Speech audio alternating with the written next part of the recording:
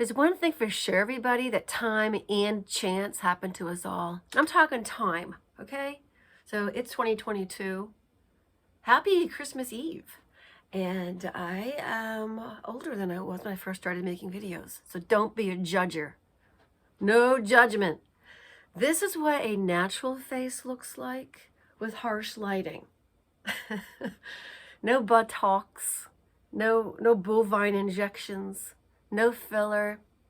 Just, a little eyeliner, mascara, and yes, I even put a little bit of powder on because I'm going to a Christmas gathering today.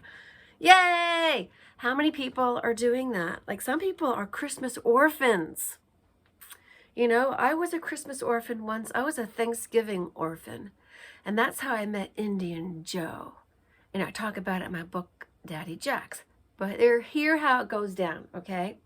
So I was a starving artist college student without a job because I had been fired from my waitressing job for being pissed off at the owner, the wife, and the husband team.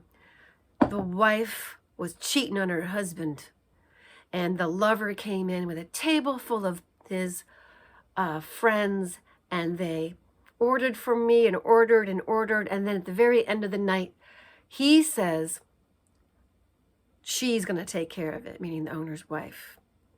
And then I just stood there with my mouth open as they all left drunk and with full bellies, with the table of 8 filled with dishes and absolutely no tip. And I was raging pissed because I didn't have any money coming in other than the tips. I think back then we made $2.01 an hour, if that. This was in the mid-80s, the early mid 80s, like the early, before 1985 and after 1980. Actually, it was 1985. Yeah. Ha.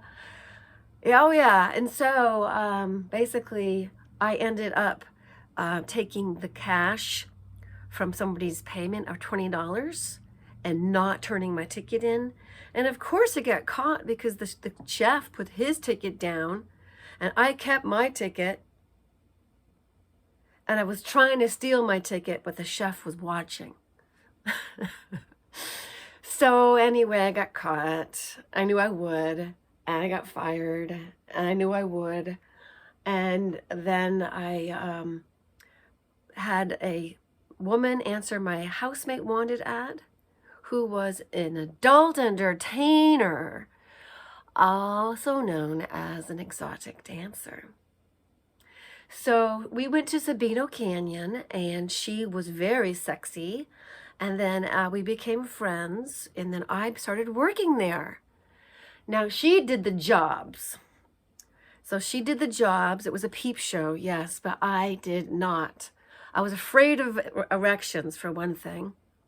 I'd only had one boyfriend and sex with him, and I was inexperienced, to say the least. What does this have to do with Christmas? I'm getting to it. So what happened was I worked there until I gained the confidence to dance on stage. And then I went on to the stage and wasn't bottomless anymore. I was all nude. It was all nude. And it's true. Women who are in the adult entertainment industry are definitely traumatized. And I didn't realize my trauma until this year of August 2022. My parents are still alive. They're in Arizona, where I used to work. And I am on the East Coast, 3,300 miles away.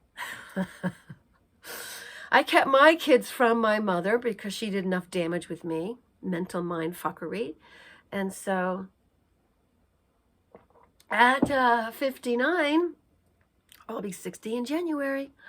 I'm getting my act together. And I'm telling you, it is something else. So I'm writing this book. It's called Lay Girls, is one of them. And I'm talking about the thrill of my first dance. All right, I'm going to get to Indian Joe. Now, the thrill of my first dance was listening to the 8-track tape of, or it was a 45 single of Herb Alpert Tijuana Brass, Spanish Flea. And we had gone to Mexico in 1972 when I was in 3rd grade. And in between 4th and 3rd, or maybe it was 2nd and 3rd, I don't know, but I was 3rd grade-ish. We went to the Smithsonian's. I saw the crackhead space capsule that supposedly went under the moon. And I looked at it like, that thing doesn't look like Big Bend, Texas wind worthy, let alone space conditions worthy. But I was just a kid with intuition flashes that my mother kept hitting out of my face. So I would have an intuition flash and I would say something. She'd be, "How did you know that?" Whap! And she would hit me until I saw stars. So when the Bugs Bunny commercials, not the commercials, cartoons were on, and they would get hit with those cartoon sledgehammers and things, and then they would see stars and birds and things, I knew what that felt like, albeit it was with my mother's backhand. Actually, it was her front hand. She was a righty, the bitch. But yeah, she used to whack me. Now, she had very few friends, and it took me until August of 2022 to realize she is a raging pathological narcissist who was bossy, and I called her "Oh Mighty Big One" behind her back when I was growing up. And she is now ugly and senile, an ugly, ugly soul. And right now, I don't want to think about anything good about her. The solution was to get far, far, far away and to learn about sacred dance. And so here is a picture of some of the early dancers when women actually danced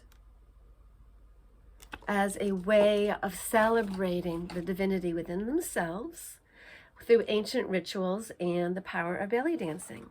And this is the celestial dancers, the beautiful spirits called apsaras, arose from the foam in a Hindu creation myth, turning of the sea of milk. They dance and sing for the gods and mortals who reach paradise. And so there are some 1,700 apsaras carved into the walls of the Angkor Wat alone. Thousands more, individual in dress, hairstyle, and ornamentation, appear in almost every Angkor temple, Hindu and Buddhist alike.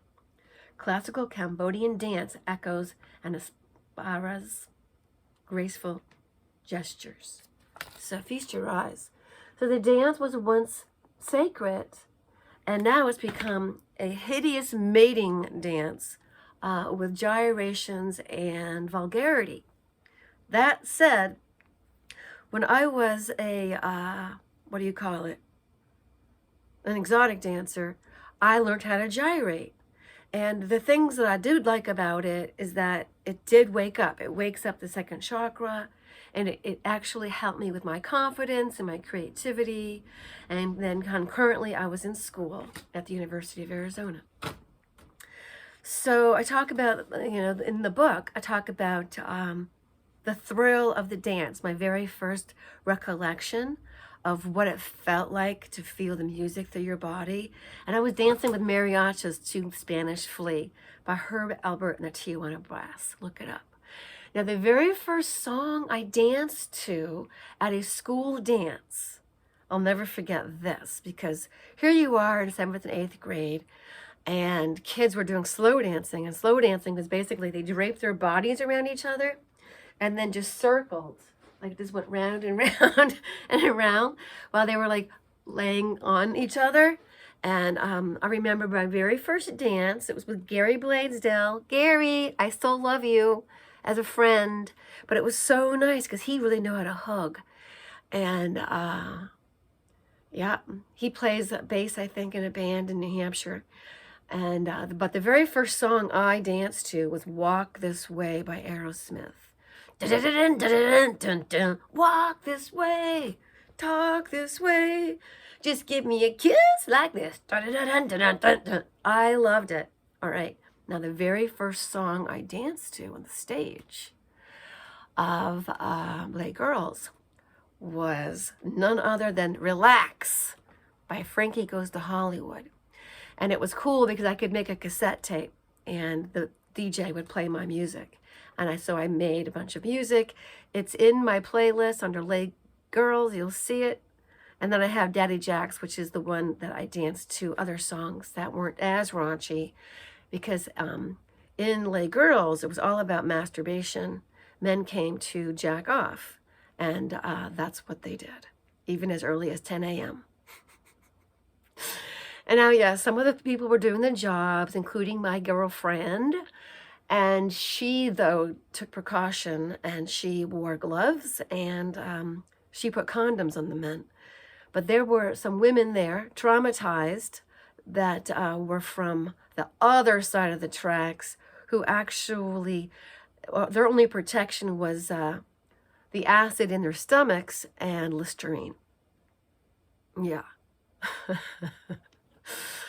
Oh boy, what does this have to do with holidays and Christmas? It has to do with I was a Christmas orphan and I was working at Les Girls doing the all nude, and it was becoming increasingly more difficult for me to just deal with these dicks, literally. And they were on the other side of a plexiglass. I was completely protected, but there was a hole. And so that's how the jobs were being done. But I used it for bills to go through.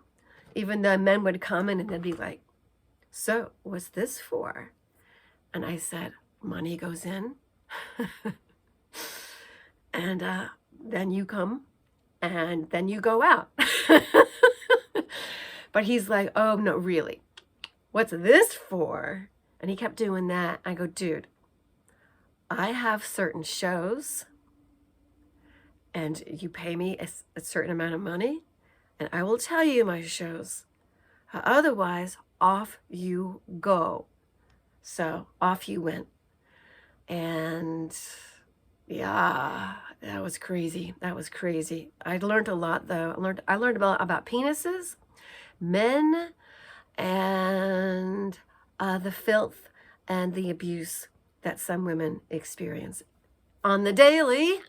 And I considered myself lucky coming from the family I did, even though at the time I didn't know it, that my parents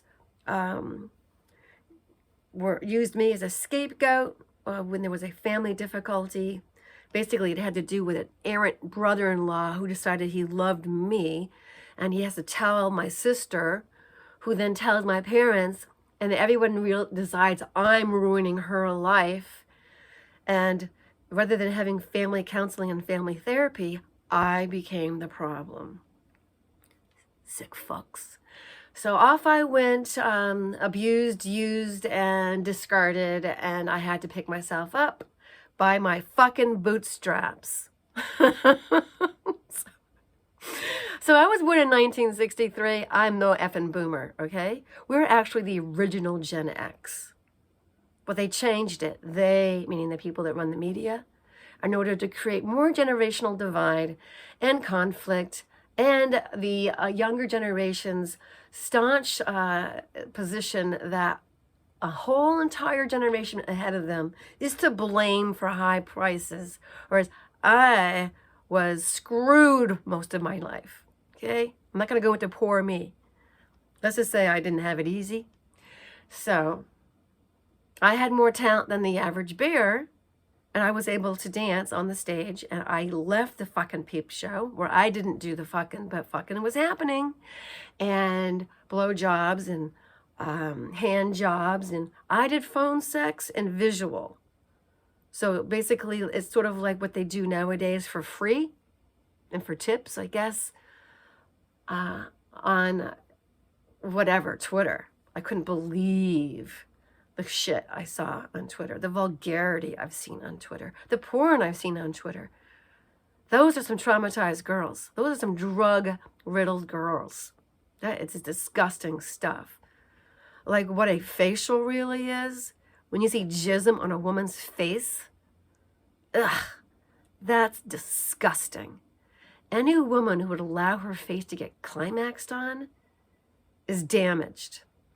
Any man who would do that to a woman doesn't really like women. All right, what does this have to do with Christmas? Well, I went on to Daddy Jack's, and I was not yet there, but I ended up meeting Indian Joe at the orphans' Thanksgiving. It could have been Christmas dinner, I don't remember. But it was there at this place near Club Congress.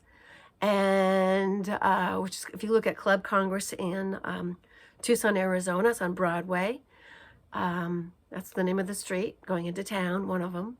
And this place is no longer there, but it was like a cup of something, like not Cup of Joe, but it was like cafe, basically it was a coffee shop. And these lesbians owned it, and I was invited to the orphans celebration. And we all sat around and shared food, and Indian Joe was there. And then he and I spoke, and I became his apprentice. I did. And there's a lot about it. I learned a lot about shamanism, a lot like Castaneda minus the drugs.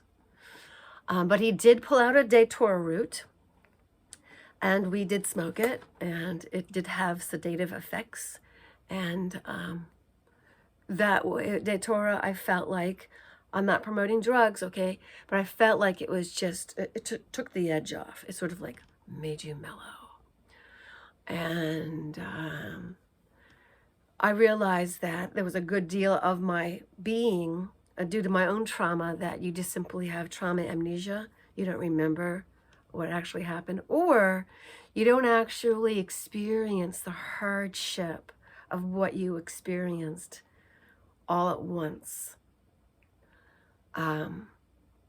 But I think that ever since I've been doing videos on narcissism and narcissistic abuse and reading of them, I have discovered that there is a large number of people who have been subject to this treatment.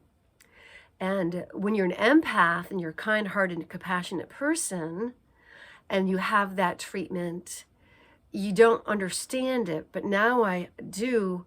I don't literally understand it, meaning I don't stand under it. I see it for what it is, and it's made me very, very gun-shy when it comes to new relationships. So I'm currently single and much happier, and healing and writing the stories, memoir style, of what I experienced, with the intention of creating a community and dialogue over what one can overcome with the human spirit, and how important it is to find family outside of your own blood relations. So, if you're having an orphan holiday, may you find solace and count the blessings that are there, for you have this wonderful life given to you by your Creator, and you owe it to the world as well, our beautiful Mother Earth, to reach your potential, to be all you can be. And for me, being all I can be is being the honest storyteller that I am, because there is healing through story. And by creating dialogue, may we all be blessed and heal our bodies, minds, and our spirits. You know, they say the spirit never really is affected, but I feel pretty, like, to the core affected. So I don't know if that's true or not. My hair is drying. I was once insulted by somebody awfully on BitChute,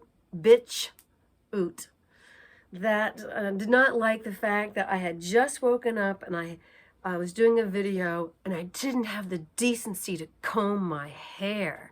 Par shame, par shame.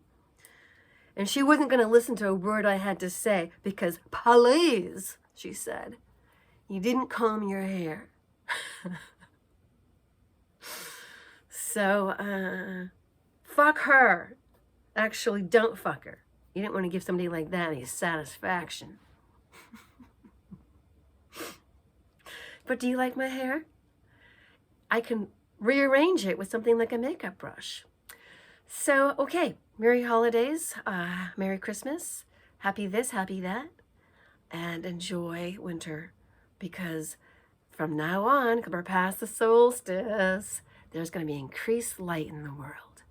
In your northern hemisphere, may you continue to feel the lightness of your being and feel the love and the divinity working through you. Because no human being, scumbag, narcissistic a-hole, is going to ruin the life that the God of your creation, your creator God, has in store for you. So live your love, live your light, and live your life.